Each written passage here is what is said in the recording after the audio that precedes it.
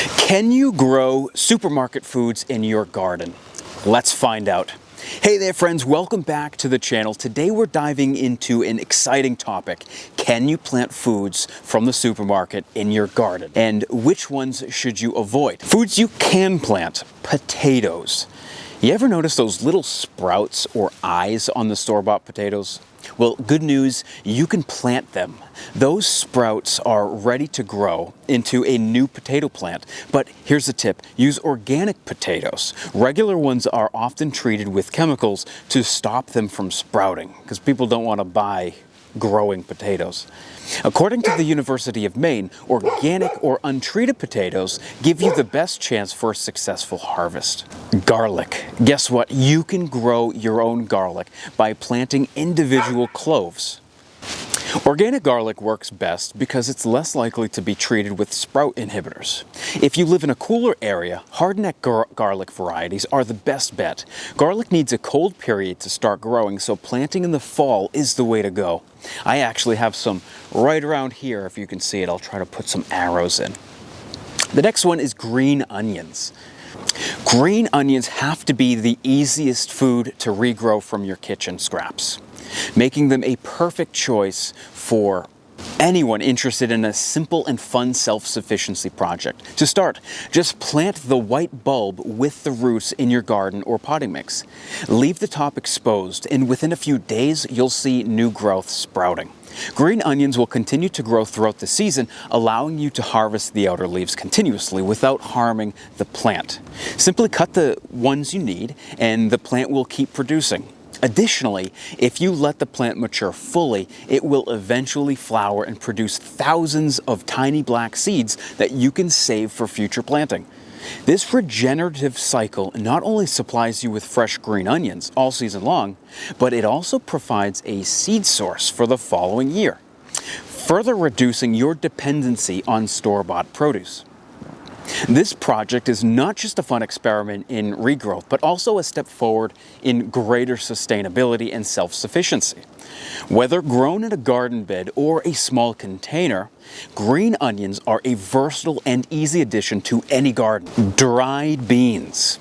Dried beans from the store, they come in the 1-pound bag, are excellent for planting in your garden.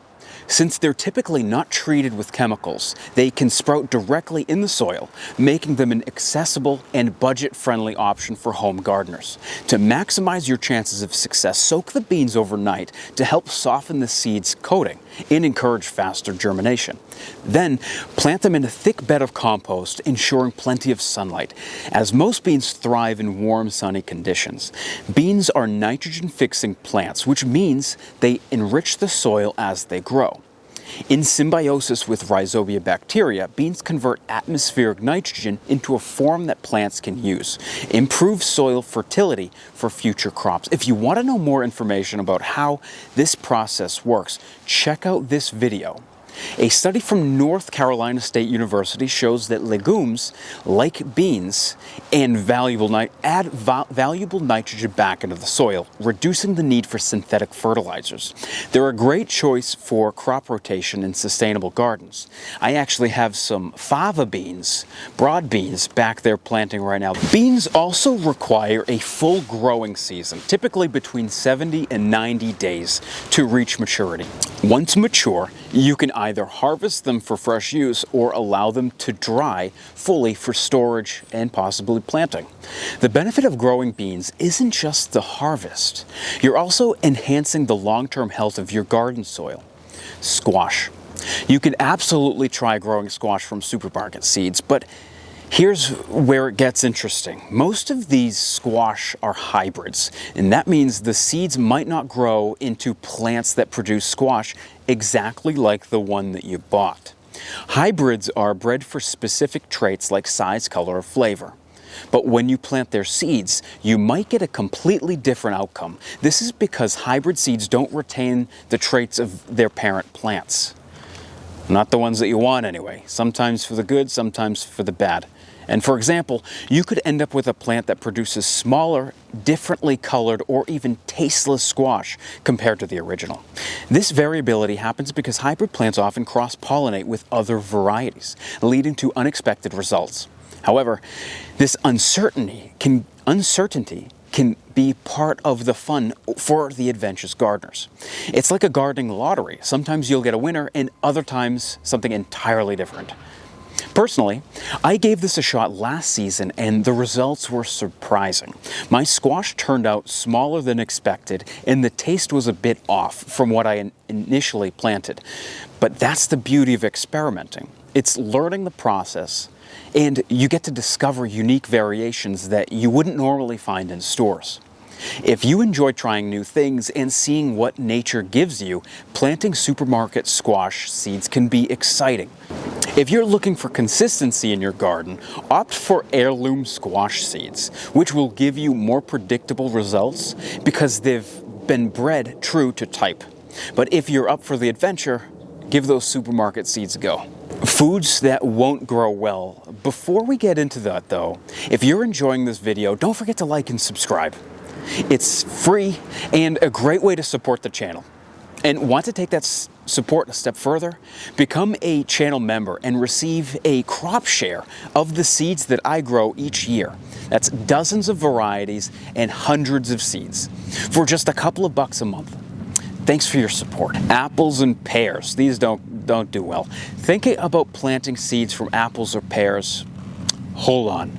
Most store-bought fruits are hybrids, so their seeds won't grow into the same variety. The University of California explains that commercial apples are often cross-pollinated, so the trees grown from their seeds can produce fruit that tastes different or might not be tasty at all. Seedless fruits. Seedless grapes or watermelons won't grow from seeds because, well, they don't have viable seeds. The USDA says these fruits are bred to focus on being seedless, which is great for snacking, but not so for planting. Big shocker there. Tropical fruits. Fruits like mangoes, avocados, pineapples, and papayas need warm tropical climates year-round, above 60 degrees, and can't handle frost at all. If you live in a cooler climate, you need to grow them indoors or in a greenhouse. Plus, they can take 5 to 10 years to produce fruit. Even then, it might not be like the ones that you bought. So, unless you're up for a long-term project, these might be best left to professionals. Foods that need extra care. Tomatoes and peppers. You can plant seeds from tomatoes and peppers, but be careful. If they're heirloom varieties, these seeds will grow just like the parent plants. But many supermarket ones are hybrids, so the plants might not produce the same kind of fruit. Hybrid seeds can grow into plants that are quite different from the originals. Best tips for success. To boost your chances of growing supermarket food successfully, use organic produce. This helps you avoid chemicals that prevent sprouting. Start with easy veggies like garlic, potatoes, green onions, and fava beans. These are forgiving and simple to grow.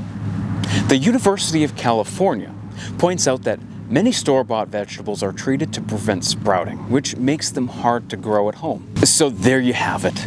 Some supermarket foods are great for planting in your garden, while others aren't worth the effort. Potatoes, garlic, green onions are excellent choices. Apples, seedless fruits, not so much. Stick with organic or heirloom varieties to get the best results. Go to farmers markets. Ask the farmers. They'll give you the right seeds. Have you planted any of these foods? I'd love to hear about your experience in the comments. Growing your own food is not only rewarding, but also a fun way to become more self-sufficient. Don't forget to like, subscribe, and hit the notifications bell so that you won't miss out on any of our upcoming gardening tips. Thanks for watching, and as always, happy gardening.